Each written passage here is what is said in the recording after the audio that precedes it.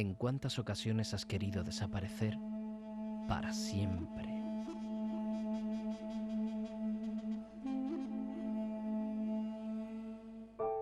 Pero por suerte, mañana volverá a amanecer y el nuevo día puede traer consigo un mejor enfoque de tu situación. Piensa en positivo. El momento es ahora.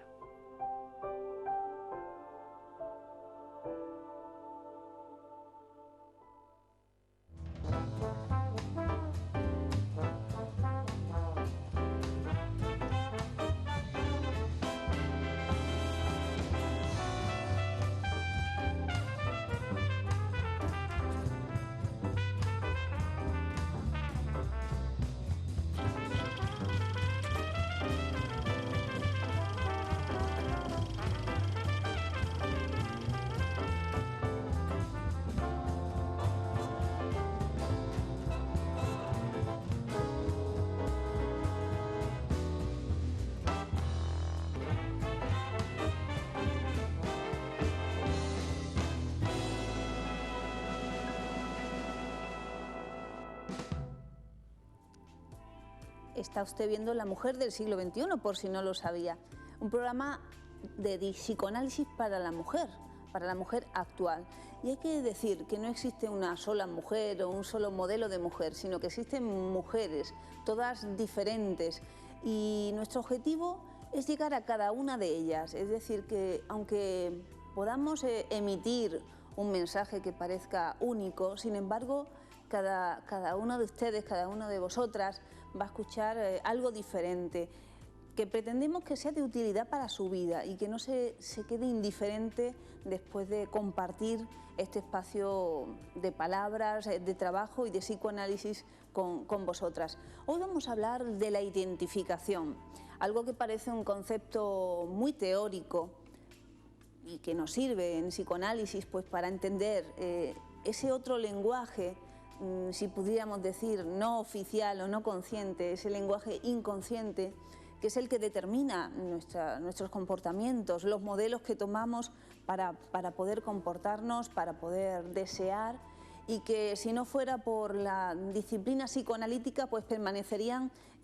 ocultos y de alguna manera desconocidos para la mayoría de nosotros. Pero también a nivel social, los investigadores de los campos de disciplinas más sociológicas, o incluso Freud en el libro Psicología de las masas y análisis del yo, determina que la psicología individual no es diferente a la psicología social, sino que ambas están íntimamente unidas, que los mismos procesos que acontecen para la formación desde la pequeña masa que supone una familia hasta el grupo o hasta una sociedad misma, los mismos procesos están implicados en nuestro desarrollo individual. Como vemos que son conceptos teóricos complejos, no vamos aquí a abordarlos, pero sí vamos a pensar con esos conceptos cómo son nuestras relaciones, qué modelos de identificación tomamos las mujeres y de alguna manera vamos a jugar con nuestras invitadas también para entender cuáles son esos espejos en los que nos miramos y de qué manera nos miramos las mujeres del siglo XXI. Nos acompaña Laura López, psicoanalista de la Escuela Grupo Cero, como cada semana. Bienvenida, Laura. Muy bien. Y también Genoveva Navarro, que es socióloga y experta en capital humano, que también es colaboradora habitual de este programa. Bienvenida. Hola, Genoveva. Gracias, muy guapa, os vemos a las dos, que siempre de alguna manera muestra que los procesos de identificación en uno pues también tienden eso al lugar de identificarse con enfermedad o con personas que se descuidan, o incluso, como ocurre en la depresión, a mostrar que uno se ha identificado con algo perdido y cae de alguna forma esa sombra del objeto perdido sobre uno. Pues en el caso de las aquí presentes no acontece eso, sino que más bien estamos identificados con mujeres, o con ese ideal de mujeres trabajadoras, mujeres que ofrecen una buena imagen. No sé qué se os ocurre cuando uno habla de identificación, de identificarse con algo, porque a veces lo llevamos al término de las ideas, ¿no? Yo me identifico con esta ideología determinada o con este partido político o con las frases que mi familia o que mi madre o que mi maestro me ha dado y me identifico con ellas, ¿no? Y son de alguna manera el estandarte que te permiten interactuar con otras personas o incluso actuar en tu vida. ¿Qué entendéis por identificación vosotras? Yo creo que es algo muy revolucionario que introdujo Freud, en el sentido de que te hace muchas veces darte cuenta de qué tipo de modelo, cómo estás tú construyendo tu vida para llevar a cabo determinados destinos. Entonces sí que es importante pensar desde dónde me estoy identificando, si es a lo mejor a un síntoma, porque a veces, como decías en la depresión, ¿no?, que puede ocurrir que sea algo que tú has perdido y que lo introyectes dentro de ti. O a veces a lo mejor en síntomas nerviosos, en síntomas del trabajo, por ejemplo, de la sociedad, de un ideal de una persona, ¿no? Porque también tienes que ver en cuenta tu propio ideal en la identificación. ¿Qué ideal tienes tú? ¿Qué quieres ser tú? ¿Qué tipo de persona? Entonces te puedes identificar a una persona que no se corresponde con lo que tú dices. Ajá. Entonces yo creo que eso es interesante. Sí, es que hay algo que me llama la atención. Bueno, una cosa es identificarte con alguna persona, con alguna idea, y otra cosa es tratar de replicar lo que tú no eres, porque tiene ahí un componente también de adaptación, ¿no? Es verdad, nos identificamos porque estamos convencidos de que esa persona tiene valores y tiene sí, sobre todo valores parecidos a los que tenemos nosotros, o estamos replicando a una persona porque necesitamos integrarnos y necesitamos que nos acepten, ¿no? Y si somos distintos y no nos parecemos a fulanita o menganita, no vamos a ser socialmente aceptados. Hay que tener también cuidado con eso, porque ahí viene el problema de en quién nos miramos, ¿no? ¿Cuál es el espejo en el que nos miramos? Es interesante eso y lo vamos a ir desarrollando todos estos aspectos, pero es interesante porque defines que la identificación sirve de alguna manera para socializar, es decir, que es muy difícil si no hay nada en mí puesto del exterior, cosa que por otro lado sería imposible, ya que las personas nos conformamos también a lo largo de toda la vida, nunca dejamos de conformarnos y de estar en constante cambio a través de lo que tomamos de los otros, justamente de la identificación que construyo, como tú decías, mi propio ideal y mi propia personalidad, mi propio comportamiento. Pero en ese sentido a veces hasta me puedo identificar con cosas con las que no estoy de acuerdo, pero que me permite sentirme pertenente a algo, porque la dificultad de muchas personas y que a veces roza con la patología está en no poder socializarse en nada, no poder sumar su energía a nada social, a nada que tenga que ver con los otros. Y eso es un primer paso para la socialización, para vivir en el entorno en el cual uno le ha tocado ser. Para que nos centremos un poquito y partamos de ahí, comencemos por ver la sección Al Diván de esta semana con la doctora Pilar Rojas, a ver qué nos cuenta sobre la identificación. Hoy vamos a hablar de la identificación, que es un mecanismo psíquico que interviene en múltiples situaciones, podríamos decir. Tanto es así que además es tan importante que es lo que está en juego en la producción o en la formación del yo del sujeto, algo que creemos que es tan nuestro, en realidad está producido, está en relación con los procesos de identificación, es decir, tomando rasgos de los otros, porque eso es la identificación. La identificación es tomar de otro sujeto un rasgo que me transforma, porque no es una imitación, es una verdadera transformación del sujeto. En los procesos de crecimiento es importante también la identificación. Yo quiero ser como ese profesor que me deja embobada de lo que sabe, cómo sabe. Entonces, eso, ¿no? Me identifico con ese profesor y me permite en la frase yo quiero ser como, ¿no?, poner en juego mi deseo de estudiar, de crecer. Luego también es muy importante en las relaciones sociales. A veces nos sorprende que personas que no sabemos muy bien por qué son muy famosas o son muy queridas por el público en general. Tendríamos por el ejemplo de Belén Esteban, ¿no? Que es una persona muy popular y muy querida por muchas personas. ¿Y por qué es esto? Bueno, pues porque permite la identificación, ¿no? Permite que aquellos que están viendo a Belén Esteban digan, ah, mira, piensa como yo, ah, mira, siente como yo, le pasa como a mí.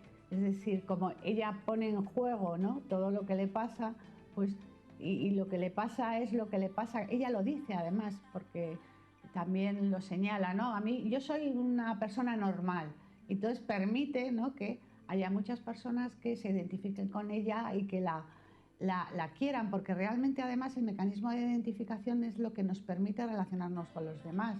Cuando encontramos en el otro un rasgo que nos recuerda a nosotros mismos, entonces, y que nos gusta, ¿no?, pues eso hace que la relación sea fluida, que sea amistosa, que sea cordial. Por el contrario, si lo que encontramos en el otro es un rasgo de nosotros mismos que no nos gusta, la relación va a ser hostil. Y si no encontramos nada donde identificarnos, es que ni le vemos siquiera. Claro, también está ¿no?, cuando ¿no?, decimos, nos relacionamos con los otros a través del mecanismo de identificación o por lo que se pone en juego el mecanismo de identificación. También en la elección de pareja, ¿no?, puede jugar esta cuestión que podríamos decir egoísta o narcisista. Nos gustan aquellas personas que nos recuerdan algo de nosotros mismos, un rasgo, porque siempre es un rasgo. Y entonces nos relacionamos con ellas. Es como si podríamos decir, nos queremos en el otro, ¿no?, y por eso queremos al otro, ¿no? Pero además también el mecanismo de identificación está en juego, no solamente en la salud, porque lo que hemos hablado es cuestiones normales, sino también en la producción de enfermedad. Por ejemplo, en los síntomas histéricos. Los síntomas histéricos, el mecanismo que está en juego en la formación del síntoma es la identificación. Quiero ser como, ¿no?, y entonces tomo un rasgo de la otra persona. Toso como mi madre. Pues ya estoy ahí, ¿no? Me coloco en el lugar de ella, porque siempre, ¿no?, el síntoma no es porque a mí me interese la tos, sino que con la tos consigo colocarme en un lugar importante para mí. Si me coloco en el lugar de mi madre, pues estoy en relación con mi padre, por ejemplo. También el mecanismo de identificación es importante en la producción de la depresión o la melancolía, porque realmente se produce por un mecanismo de identificación. Es decir, en relación con un objeto, con una persona, con una idea que ha sido importante para el sujeto, que en un momento determinado se pierde, pero como uno no quiere o no acepta esa pérdida, lo que hace es que se identifica, se transforma en eso que ha perdido. Y ahí, en esa transformación de aquello que ha perdido, es donde se produce todo el proceso de la depresión. Claro, lo que nos permite el psicoanálisis es que todas esas identificaciones que producen trastornos en el sujeto puedan transformarse en palabras, ¿no? Puedo pronunciar una frase que me salve del síntoma, podríamos decir, ¿no? En ese sentido de quiero ser como, no decíamos, la tos lo que me permite es quiero ser como mi madre, ¿no?, o quiero ocupar el lugar de mi madre, pero el psicoanálisis lo que viene a transformar es eso, ¿no? Nadie puede ocupar el lugar de nadie y uno tiene que buscar su propio lugar, ¿no?, que lo tiene siempre. Entonces, eso es un proceso que, ¿no?, se va produciendo, que le permite al sujeto producir frases diferentes que le saquen del síntoma. La identificación también tiene esa cosa de hostilidad, porque quiero, ¿no?, ser como el otro, pero también, ¿no?, si me identifico con el otro, ocupo su lugar, pues le saco del medio, ¿no?, me lo he quitado del medio. Entonces, en ese sentido, la identificación con el psicoanalista tiene un componente de hostilidad, ¿no?, podríamos decir. Quiero ser, no quiero ocupar el lugar del psicoanalista, me quedo sin psicoanalista. El pensar que la identificación está jugada en la constitución de lo que es la propia personalidad del sujeto también nos permite cambiar, porque no hay mucha gente que dice no, yo siempre he sido así.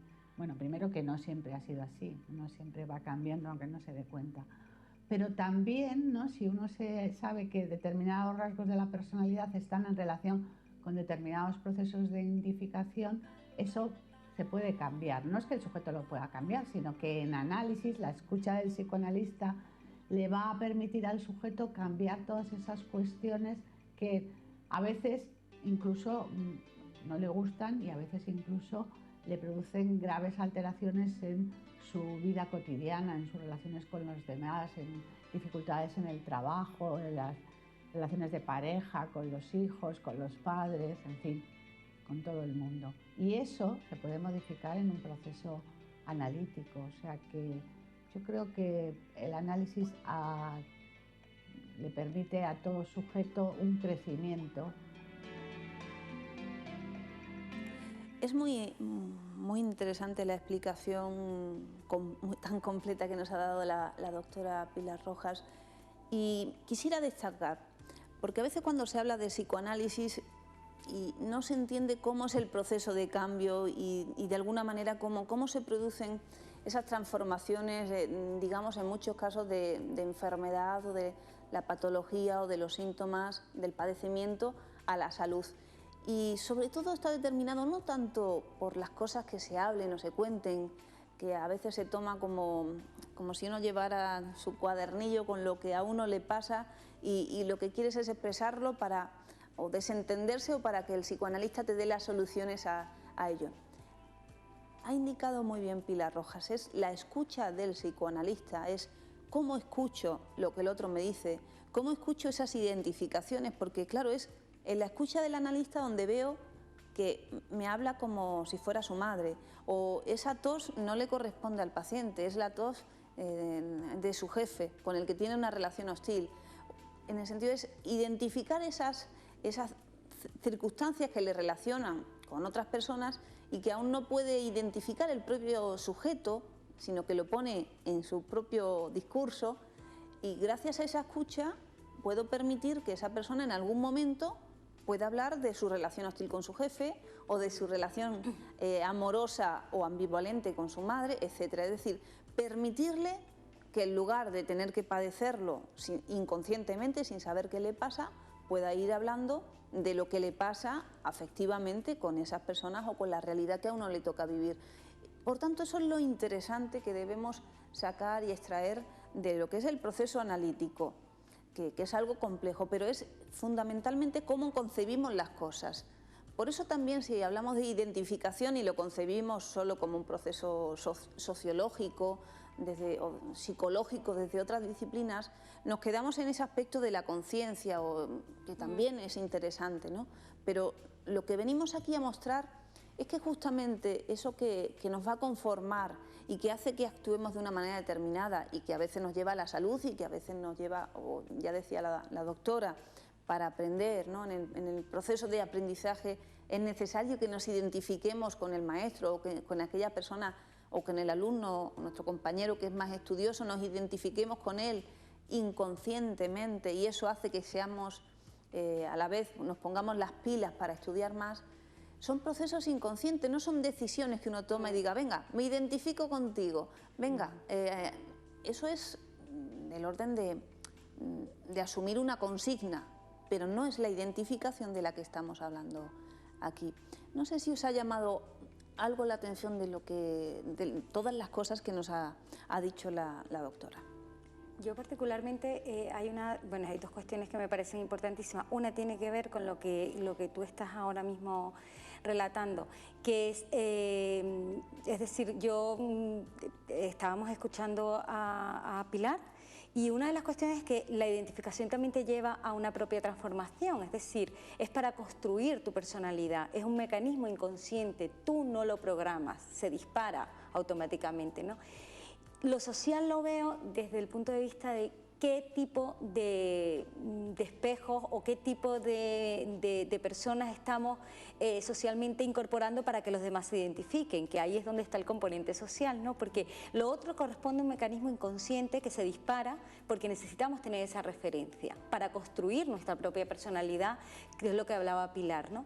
Y que eso, de alguna manera, porque no nos vamos a identificar siempre con lo mismo, es decir, a lo largo de nuestra vida, cambiando, ¿no? De acuerdo también a nuestra evolución, a nuestro desarrollo personal y profesional, ¿no? Inclusive muchas veces entrando hasta en competición, no, pero sí en franca pelea, ¿no? Porque tú dices, bueno, ¿cómo es posible que yo con esa edad me identificase con tal personaje o con cual? Pero en ese momento tu personalidad te permitía o era lo que necesitaba.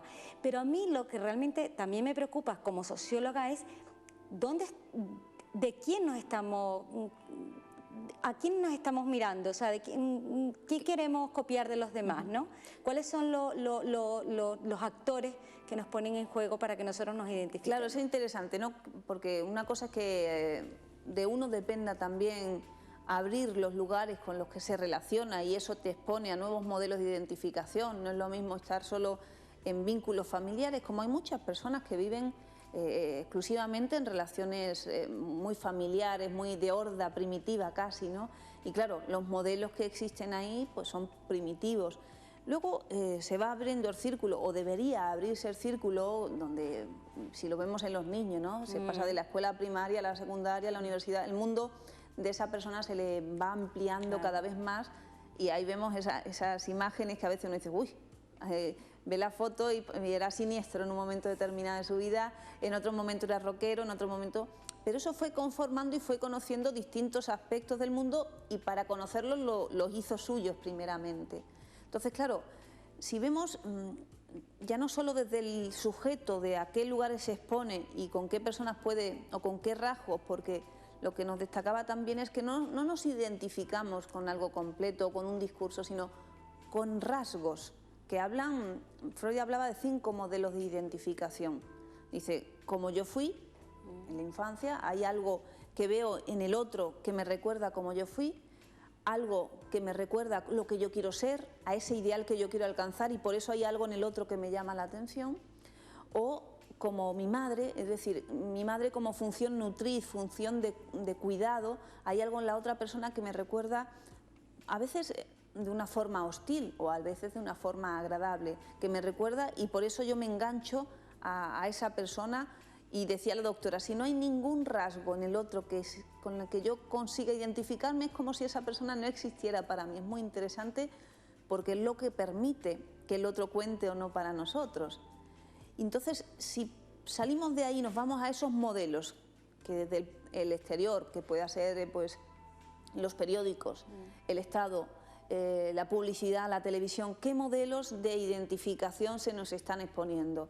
Si estamos hablando de la mujer del siglo XXI, se nos exponen los modelos de mujeres que existen, que son muy diversos, o se nos encauza en modelos determinados, o hay cambios legislativos o intervenciones ya más del orden de lo moral que de alguna manera también quieren incidir en un modelo de mujer en lugar de aperturista y que nos permita a las mujeres elegir y decidir distintas modalidades, se nos está restringiendo. Yo creo que tenía que ver un poco con esa reflexión, la tuya, de alguna manera cuestionar, ¿no? ¿Qué modelos se nos exponen? Que a veces hemos dicho, tienen que ver mucho, a veces con no evolucionar hacia digamos, las vanguardias que nos toca vivir desde el punto de vista tecnológico, desde el punto de vista científico, desde el punto de vista creativo, literario, pero luego todo eso tiene que luchar con esa moral que no quiere de alguna manera evolucionar. Yo creo que ahí también es interesante pensar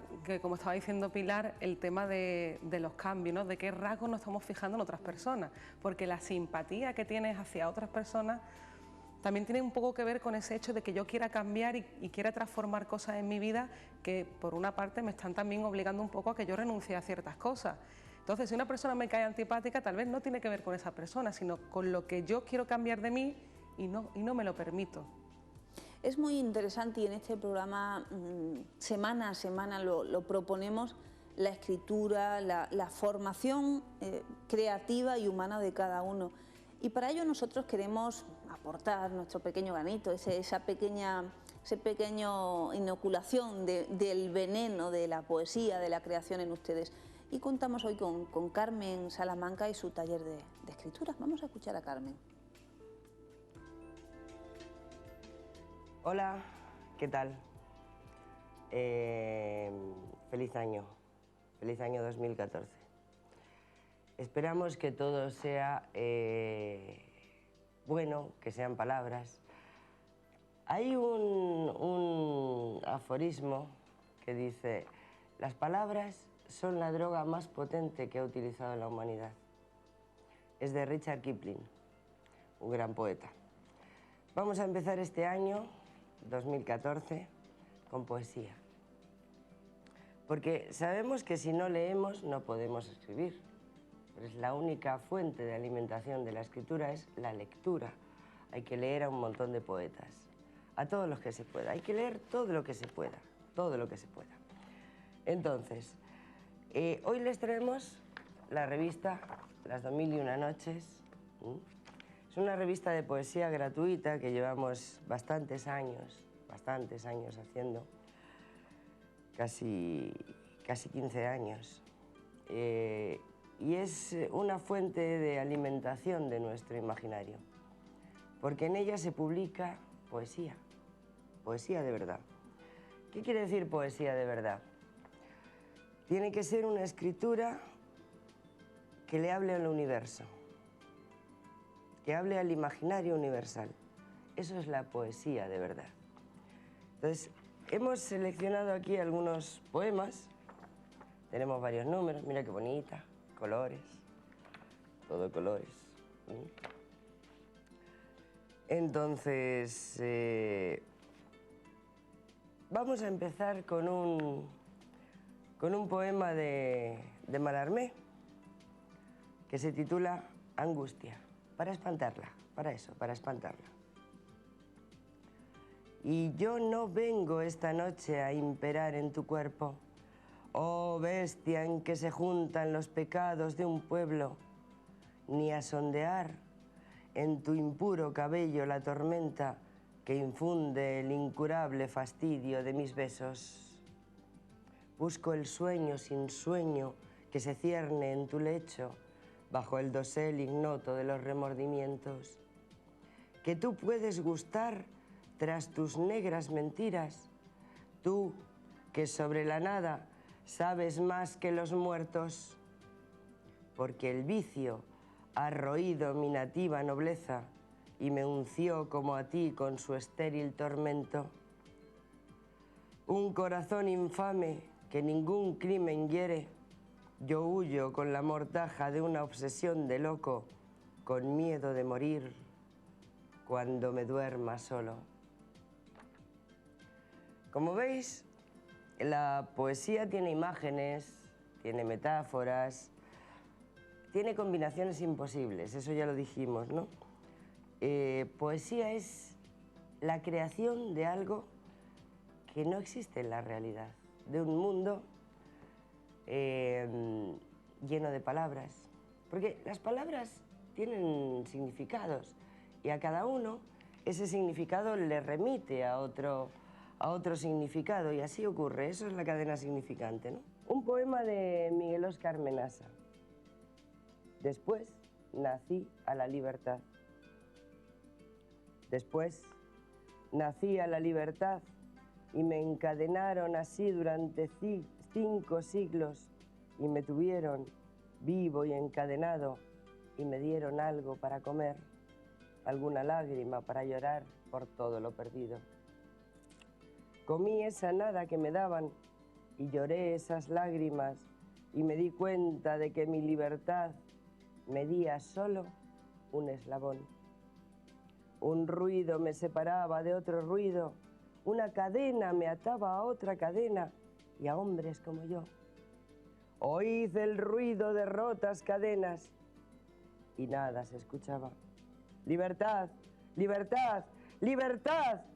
Y nadie se movía. Paz y amor nos dijeron y estalló la guerra. Esclavos, exiliados, mutilados, muertos, desaparecidos. Así fuimos teniendo los nombres del dolor y de la rabia. Así, por el único camino para sobrevivir, fuimos poetas. Parecería en el mundo actual que la poesía es algo inútil, ¿no? Algo de románticos, algo despejado, separado de la realidad, ¿no? Pero eso no es cierto, eso es lo que quieren hacernos creer, porque la poesía realmente es lo que mueve el mundo. Sí, es lo que mueve el mundo, la poesía. ¿Por qué? Porque lo que mueve a las personas son las palabras. Entonces, uno puede estar todo el día y te dicen, a tal hora tienes que levantarte, a tal hora tienes que desayunar, a tal hora tienes que comer, a tal hora tienes que... Tienes novia, le tienes que decir esto, tienes amigos, les tienes que decir esto, tienes un jefe, le tienes que decir esto. Pero, ¿cuál es el único espacio? Porque el ser humano es palabras, es palabras. Yo soy lo que digo. Si no le dices a alguien que le quieres, no le quieres, ¿sabes? Eso es lo que queda en el mundo. Entonces, la poesía es importante porque rompe los diques de lo establecido. Voy a hacer caso a Carmen Salamanca, me voy a escribir ahora mismo un poema, nos vamos a publicidad y estamos enseguida de vuelta en La Mujer del Siglo XXI.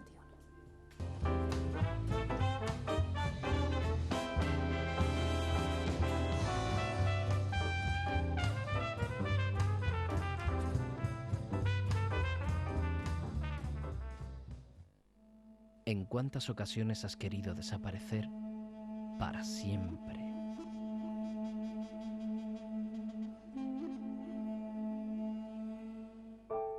Pero por suerte, mañana volverá a amanecer y el nuevo día puede traer consigo un mejor enfoque de tu situación.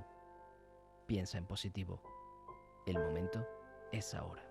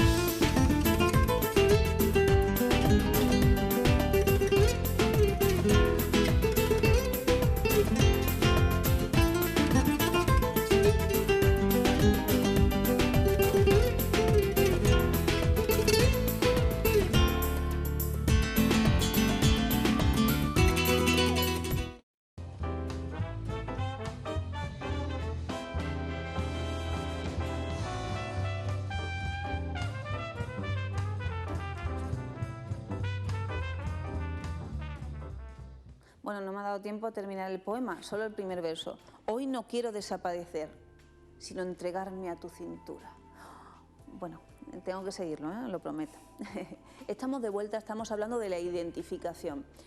Como vemos, también la poesía es un vehículo que no solo tiene que ver con la realidad concreta, con las relaciones concretas que tenemos a nuestro lado, sino con modelos también, incluso Carmen lo decía, que es crear mundos inexistentes y con esa creación se hacen existentes para uno. ¿Eso qué quiere decir? Que si yo no puedo nombrar cosas que no pasen en mi vida, es muy difícil que me pasen. Si yo no puedo nombrar el amor, ¿cómo voy a amar? Si yo no puedo nombrar la fantasía de volar, ¿cómo el hombre pudo crear el avión? Es decir, que a veces lo que nos parecen locuras simplemente son exageraciones de frases normales. Incluso si le pongo trabajo a eso que parece una locura, pues a veces es evolución, transformación de la realidad.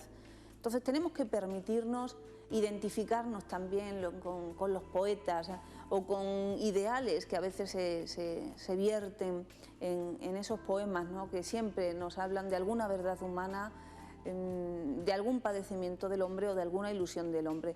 Y no podemos olvidarnos de eso ni guardarlos en un cajón, como muchas personas hacen, que sí que escriben, que sí que leen, pero que luego lo mantienen en privado o en secreto. Si tú te mantienes en secreto, es muy difícil que nadie pueda conocerte. Por tanto, hay que salir, hay que hablar y hay que encontrarse en espacios como este y decir qué pensamos de la identificación. Incluso puede parecer a veces o puede ocurrir, aquí hay ocasiones en las que hemos coincidido con ropa o con estilismos o con aspectos, que eso habla también de la necesaria identificación con el otro para crecer. Es Es decir, yo me identifico con otro psicoanalista o con algún rasgo de otro psicoanalista para poder conformarme como psicoanalista y crecer, ¿no? Con los profesores, con Amelia Diez Cuesta, con Miguel Óscar Menasa. Claro, es muy interesante que todo eso esté sometido a análisis. ¿Por qué? Porque si en mí dejo que esas identificaciones actúen sin yo poder hablar de ellas, pues al final creo que se me debería tratar como Amelia Díez, como Miguel Óscar Menasa o como fulanito de quién, y exijo cosas que no me corresponden a mí.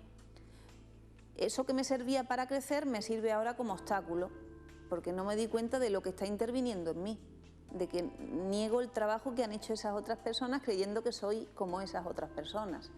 Y en el análisis de lo que se trata es de que pueda hablar de mis identificaciones. Y tomando los textos de Menasa, él decía, todo proceso analítico para concluir necesita que el paciente psicoanalice sus identificaciones. Eso es el poner en juego qué es lo que ha pasado en ti en ese tiempo y ver si ha habido un crecimiento o simplemente escupes como el coronel, pero no eres el coronel. Entonces no es hacer las cosas como alguien o no es ponerse la ropa como alguien, es si en ti, además de ese rasgo que a veces uno lo toma como elemento necesario para estar en esa simpatía o en ese camino, si en ti luego no ha habido una transformación, como decía Pilar, dice, no solo es tomar un rasgo, es en mí se ha producido una transformación, yo ya he incorporado algo que el otro me ha servido como ejemplo. Entonces, y yo creo que ahí también se diferencia un poco lo que es la envidia de la admiración. Exactamente, porque muy interesante. Ya ahí es donde tú marcas un poco, claro, cuál es tu modelo y tu ideal, pero en vez de estropear esa relación, tú aprovechas eso para mejorar y para aportarle algo también a esa otra persona. Claro, imaginaros si es importante psicoanalizar la envidia, porque claro, la envidia... Luego dice que nadie me tiene, pero claro. Claro, muy interesante eso que... Claro, es que yo iba a nombrar el tema de la admiración, ¿no? Porque es imposible no identificarnos con algo si antes no, o con alguien, un rasgo que no admiramos, no queremos, y además queremos de alguna manera también que ese rasgo que nosotros tenemos y que identificamos en los demás salga también a la luz. Y a propósito de, por ejemplo, escribir, pues claro, es importante, hay que nombrar las cosas si no se nombran no existen. Tú lo has dicho muy bien, si uno no nombra la palabra amor, pues no conoces el amor, o los celos, o la rabia, y el primer antídoto para salir de todo eso es empezar a contar las cosas, y por qué no escribirlas también, ¿no? Darles realmente contenido y que tú puedas expresar y puedas entender también lo que te está sucediendo. Claro, porque yo también creo que en ese sentido sirve la escritura, porque a veces nos identificamos a modelos que existen del amor, de las relaciones con la amistad, con el trabajo, que luego nos están impidiendo en nuestra vida crecer porque a lo mejor en nuestra realidad cotidiana no nos sirve. Entonces, si de alguna manera nos innovamos, creamos y hacemos otros modelos diferentes, no nos quedamos anclados en los que ya están establecidos por la ideología, que a veces no nos permiten crecer, pues hacemos algo... Retomando un hilo de la conversación que veníamos trabajando antes, también desde los medios de comunicación, por ejemplo, ¿no? Imaginémonos esos modelos que nos exponen. Por ejemplo, yo siempre a Genoveva la tomo como una mujer actual, pero hay en mí algo en ella que me encanta, que es una mujer latinoamericana. Y eso para mí es un valor, ¿no? Porque es una mujer española, pero es una mujer latinoamericana, que tiene ese corazón de Latinoamérica y que permite también que otras mujeres de otros lugares o otras mujeres latinoamericanas pueden verse en ti, algún rasgo, aunque sean solo el rasgo de ser de otro lugar. Imaginémonos por eso que en los platos de televisión o las que firman los artículos periodísticos solo existan una tipología de mujer, mujeres que les vaya bien económicamente, mujeres lindas, mujeres perfectas, mujeres no sé qué. Pero la mayoría de las mujeres no somos así, ¿no? Hay mujeres altas, mujeres bajas, gorditas, simpáticas, antipáticas, de un lugar, de otra procedencia, de una ideología. Entonces, la obligación también de los medios es la pluralidad, es que haya lugar en estos espacios para que pueda haber distintas opiniones, distintos lugares, para que luego el telespectador pueda elegir, pueda decidir, pueda encontrar esa la identificación, es esa chispa que dice, ¡ah! ¿No? Yo pienso como Genoveva, o pienso como Laura, a mí me ha pasado como Laura, o no soporto lo que dice Laura. Y en ese no soporto, en en ese cortocircuito que a veces se produce con alguna persona, ahí es donde ha habido esa conexión y justamente es hasta positivo que se produzcan lo que es la simpatía o la animadversión, porque al menos sabemos que ha habido una implicación, que algo has encontrado que, como tú decías, Laura, habla de ti mismo. Yo creo que es interesante, te estás contando el tema de uno psicoanalizar la identificación, ¿no? Porque muchas veces, por ejemplo, en el caso que ponía Pilar de Belén Esteban, ¿no? ¿Por qué la gente se identifica con esta chica? Yo no tengo nada en contra, pero vaya, para mí no es tampoco un modelo de identificación, pero entiendo que hay gente que se identifica y seguramente mucha gente que se identifica con esta persona o con otra realmente no es consciente de qué es lo que realmente admira, sino que muchas veces esa identificación es un mecanismo que, bueno, en un momento determinado ha dicho algo que yo me he sentido identificada o que yo estoy en esa misma situación y me lo traigo, pero luego realmente yo no quiero ser así, claro, o yo no soy así. A veces simplemente la simpatía que te genera es que haya alguien diferente en esos platos de televisión, que vemos como hay una uniformidad o un discurso muy similar, o a veces no hay discurso, a veces hay ruido, y que haya alguien diferente o alguien que diga, ese es uno como nosotros, ¿no? Eso es lo que permite que tú sientas que algo han incluido de ti en ese espacio. O algo, también el carácter disruptivo de mucha gente, que tú dices, yo de mayor quiero ser así. Yo muchas veces he visto mujeres y he dicho, yo de mayor quiero ser así, porque a lo mejor en un espacio formal, pues en un momento determinado, dicen algo que incomoda, que molesta. Está Risto Mejide, por ejemplo, este publicista, Risto es incómodo. Claro que es incómodo, porque muchas veces decimos, yo pienso lo mismo, lo que pasa es que no lo digo, y él es capaz de decirlo. Sin embargo, se ha convertido en un icono de algo. Claro, pero él es una buena referencia en el sentido que, bueno, yo me identifico más con él, pero es de ese tipo de personas que tú dices, yo quisiera hacer eso. Pero yo creo que también eso tiene que ver un poco con el hecho de decir que es una persona auténtica. Lo que decía también Pilar, que a veces como que una opinión general, porque la dice, ya te identificas, porque por ser así haya alcanzado tal lugar. Y claro, a veces yo creo que se confunde eso en determinados personajes públicos, porque realmente hay personas que que tienen una opinión totalmente que no es profesional, que simplemente es por el hecho de ser auténtico, y eso es lo que hace también que nos identifiquemos, porque te hace eliminar tu trabajo para tú transformarte y seguir un camino en el que estás lleno de escritura, de letras, de ciencia, y el hecho de simplemente haber nacido de madre, padre, o tener una vida que desafortunadamente te ha podido llevar a un lugar o otro, ya te hace especial. Fijaros que a veces en las parejas acontece que se pierde la autenticidad de cada uno, se pierde eso que decide decirlo, esa posibilidad de decir lo que pienso. Pero ¿qué es ser auténtico? Y uno acaba un poco agachado. Vamos a ver el vídeo de terapia pareja de hoy, porque vamos a hablar del aburrimiento. El aburrimiento que afecta y enferma a muchísimas parejas. Vamos a hablar del aburrimiento en las parejas. No me digan que no lo conocen, porque aburrimiento en todas las parejas en algún momento ha ocurrido. Ahora, ¿con qué tiene que ver esto del aburrimiento en las parejas? Porque antes, cuando estaba con ella, con cualquier cosa me divertía. Me gustaba todo de ella. También me gustaba todo de él. Vistiera como vistiera. Llega un momento en que empiezo a criticarle al otro algunas actitudes, en su tiempo, en su indumentaria, el tiempo que me dedica. Cuando empieza a aparecer ahí esa crítica, ojo, eso hay que conversarlo, porque es el primer signo de lo que después puede acontecer como aburrimiento. Y el aburrimiento siempre tiene que ver con una traición a la familia de la que uno viene, no a la relación con la pareja. Después esto lo podemos ver más detenidamente. Entonces, cuando empezamos a criticar en el otro, yo aconsejo que empecemos un poquito a revisar nuestro ombligo. Si estamos, por ejemplo, en psicoanálisis y empiezo a tener algún problema de aburrimiento con la pareja, una crítica, eso que critico en el otro generalmente suele ser algo que me está pasando a mí. Por eso que, así, de manera general, el tema del aburrimiento en las parejas tiene que ver con la no renovación de un pacto que se ha contraído. Las parejas que se aburren quieren continuar, si no, no se aburrirían. ¿Qué va? Lo que pasa es que hay una conversación que no se ha mantenido, ¿no?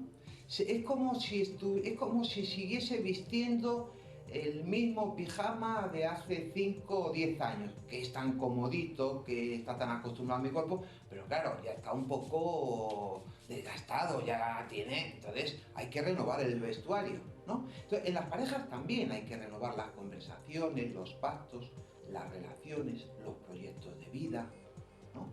Porque claro, si siempre voy al mismo sitio, si siempre beso de la misma manera, si siempre hago el amor a la misma hora, el mismo día, eso es una cosa un poquito rara, ¿no? Tanta exactitud, parece como una cosita un poquito perversilla que hay en la pareja. Cuando, si me dejo hacer algo nuevo, a veces el otro me sorprende, ¿no? ¿Y esto con quién lo ha aprendido?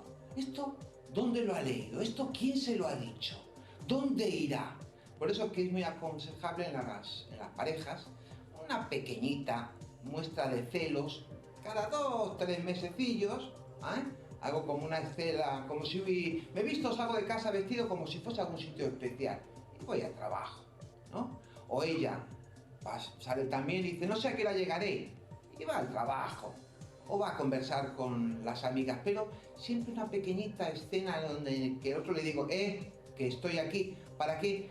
Para que no llegue a creer el hombre y la mujer que el otro ya sé cómo besa, ya sé a qué hora va a llegar, ya sé a qué huele, ya sé qué me va a decir, ya sé cómo vamos a hacer el amor, ya sé que mañana me voy a levantar a esta hora. Y esto evidentemente es una pequeña cárcel imaginaria que llamamos aburrimiento. La mujer siempre pregunta, ¿qué quieres para cenar? Y él le dice, lo que tú digas, lo que me da igual. ¿Vamos a comer fuera de casa? Vale. ¿Dónde quieres ir? Donde tú quieras. Claro, la mujer le está pidiendo al hombre en esa conversación que el hombre desee un poco, que la desee un poco, que la sorprenda un poco, como le sorprendía antaño, que de vez en cuando había un regalo, de vez en cuando una conversación, de vez en cuando un poema, de vez en cuando un viaje. La mujer le pide que no tanto para qué hacer el viaje, o no tanto para salir a cenar o no salir a cenar, sino para enzarzarse en esa conversación que ella le propone, que es una conversación. Al revés también, cuando él le atribuye a ella la capacidad de volar y ella prefiere esperarle en lugar de volar, prefiere quedarse cobijando la cena en lugar de estudiar, en lugar de escribir, en lugar de tener proyectos sociales, cosa que la mujer ha sido condenada en parte por el hombre y en parte por la mujer durante siglos. Es decir, a la mujer no le cuesta ningún trabajo quedarse quieta, no le cuesta ningún trabajo, aunque a ella lo que le gusta es volar. Y a veces se queda quieta porque piensa que él desea que ella se quede quieta. El aburrimiento, cuando se llegan las consultas de psicoanálisis, parece milagroso, ¿eh? Les digo que parece milagroso. Llega una pareja aburrida, que se sienta cada uno en una silla, que no se miran, que miran al suelo, que un poco se desprecian al conversar, que bueno, vale, me da igual, que vengo por ti, porque tú... Desde la primera consulta es muy interesante cómo en esa misma conversación se empiezan a veces a coger la mano, se gastan alguna broma, se sonríen, tienen algún recuerdo sexual, lo cuenten o no lo cuenten, aparece alguna cosa que cada uno quiere hacer que al otro no le importa, aunque cada uno pensaba que el otro no lo dejaba. Desde la primera consulta parece un milagro, ¿eh? Las parejas necesitan, todas las parejas del mundo, necesitan conversar en algún momento determinado con un psicoanalista, sin necesidad de tener aburrimiento. Porque siempre crece, siempre florece, siempre se potencia las cualidades que tiene esa pareja. Porque además, insisto, si no quisieran estar juntos, no vendrían a la consulta. Aburrido y estoy con el otro y sigo aburrido y sigo con el otro es porque hay algo con el otro que me une. Entonces la presencia de un tercero que permite que sean dos diferentes. Además es muy interesante lo que conversan las parejas después, cuando salen después de la consulta. Nosotros nos enteramos porque la siguiente consulta nos comentan. El otro día cuando salimos de su consulta estuvimos pensando de usted, pues yo decía, pues mi marido decía, pues mi esposa decía. Es muy divertido. Aparece un personaje en la vida de ese hombre y de esa mujer que es alguien a quien paga con lo cual no le deben nada, no se puede meter en sus vidas, no tiene que acompañarles de vacaciones y le pueden consultar cualquier tipo de problemática. Es un asesor para la familia, para los hijos, para la educación, para el trabajo, para la sexualidad. Aconsejo a todas las parejas cuando caen en este pequeño socavón que es el aburrimiento, ¿no? Aconsejo, mire, además de venir aquí a la consulta, lean por separado y conjuntamente si quieren, lean una novela, lean poesía, escriban sobre una hoja en blanco las cosas que se les ocurren después de leer una novela o después de leer poesía. Y después tengan un proyecto en común que no sea solamente con la esposa o con el marido.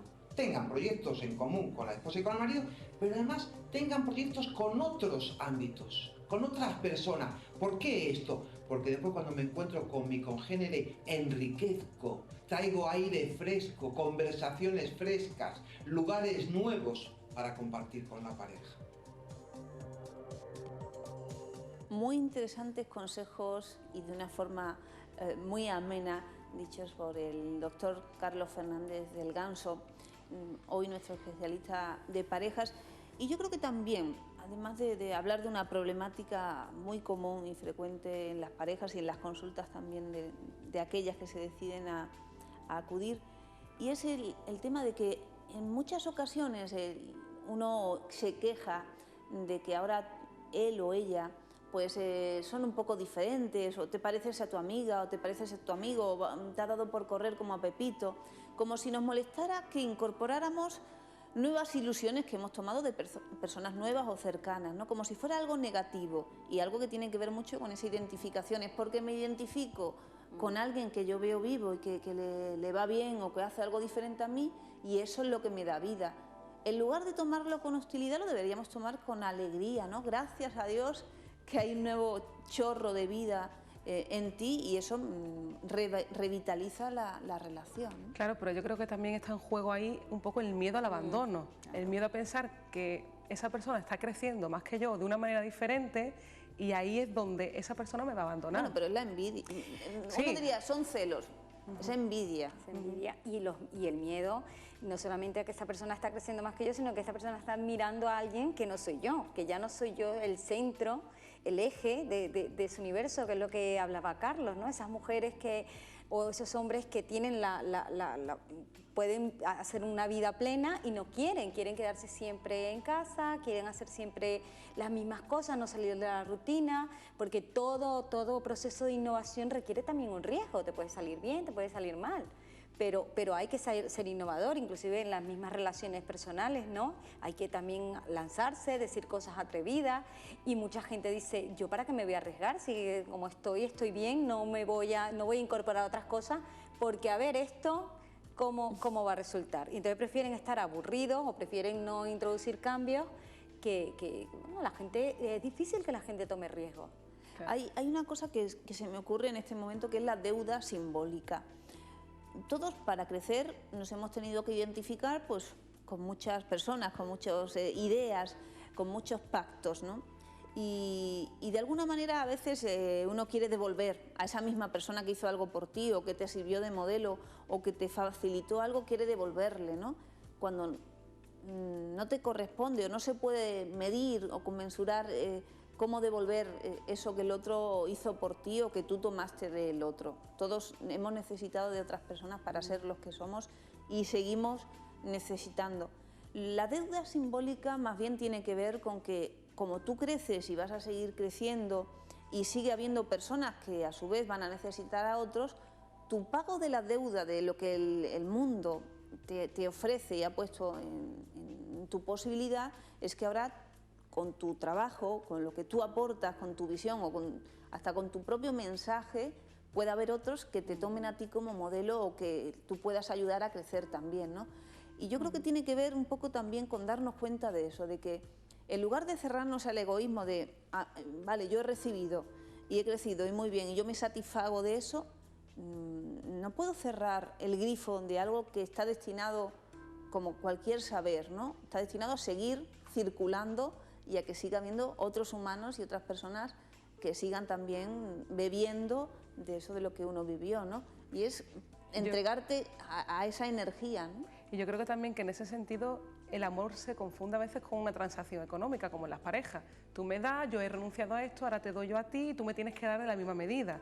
Y a veces pues ahí lo estropeamos.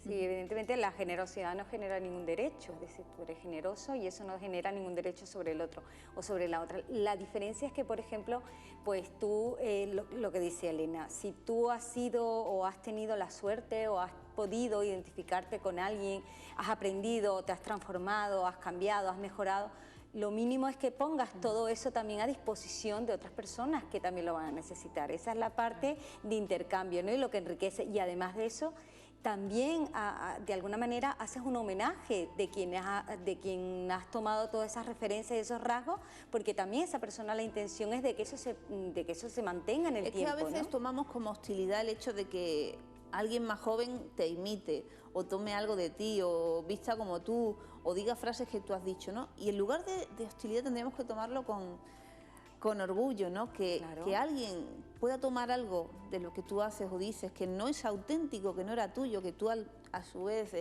lo tomaste de la cultura, porque la cultura no es de nadie, es circular, ¿no? Algo que está permitido que uno tome y lo transforme y lo vuelva a proyectar al exterior. Entonces, esa hostilidad también hay que darse cuenta de que es una forma de cerrar algo que solo funciona si está abierto para todos. Entonces tendremos que agradecernos, o a veces pasa, imagínense que ahora alguien hace un programa parecido a este.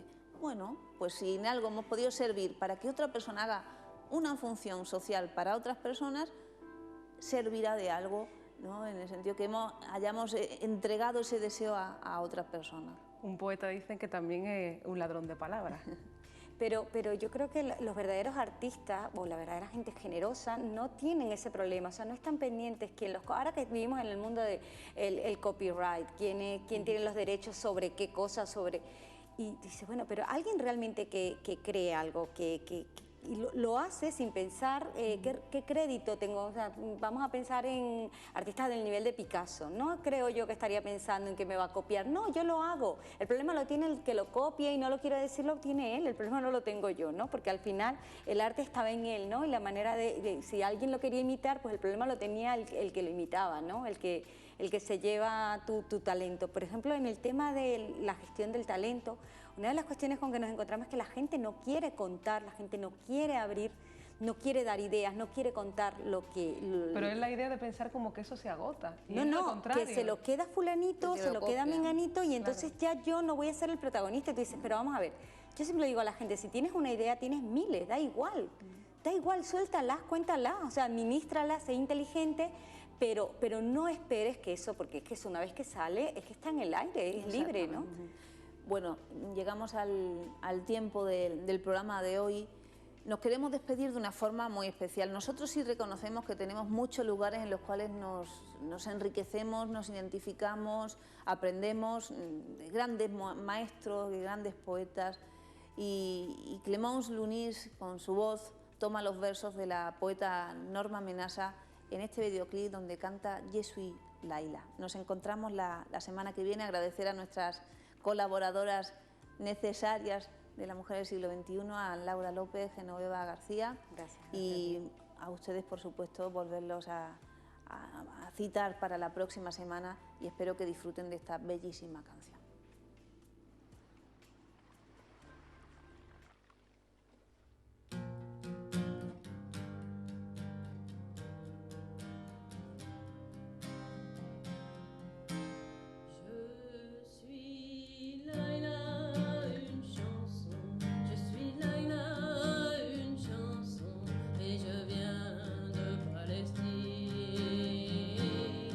Je suis Laila, une chanson.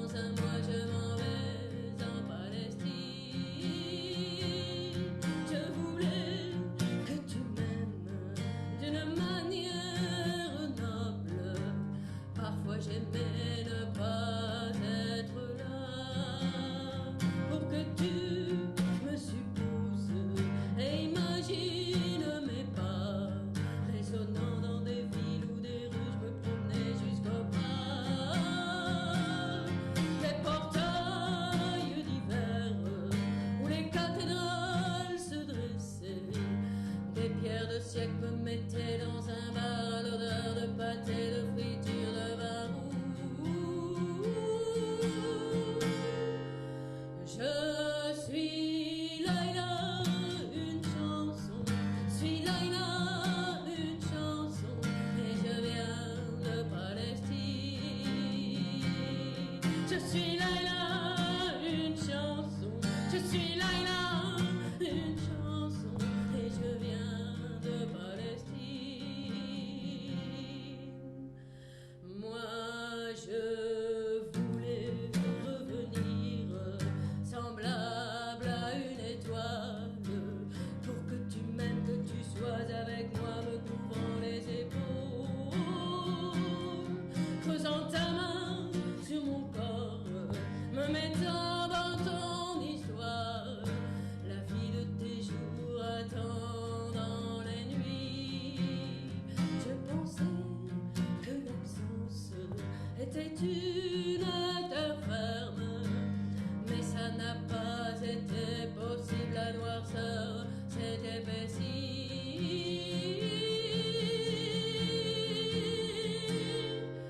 Je suis Laila, une chanson. Je suis Laila, une chanson. Et je viens de Palestine.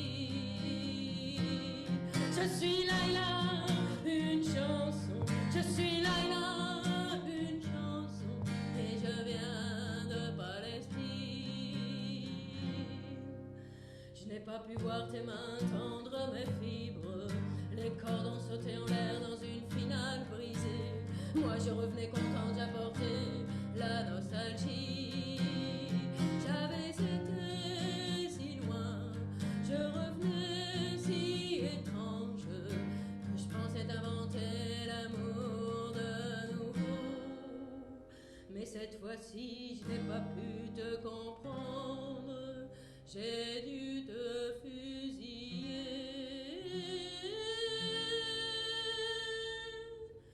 Je suis Laila, une chanson. Je suis Laila, une chanson. Et je viens de Palestine. Je suis Laila, une chanson. Je suis Laila, une chanson. Et je viens de Palestine.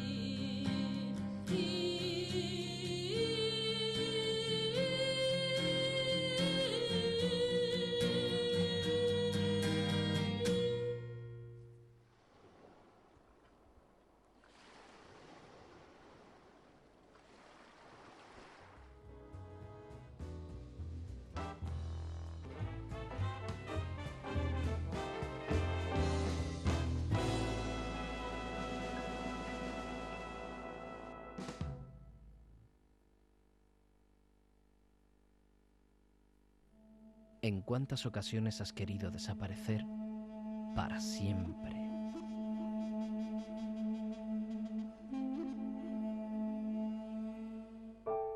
Pero por suerte, mañana volverá a amanecer y el nuevo día puede traer consigo un mejor enfoque de tu situación.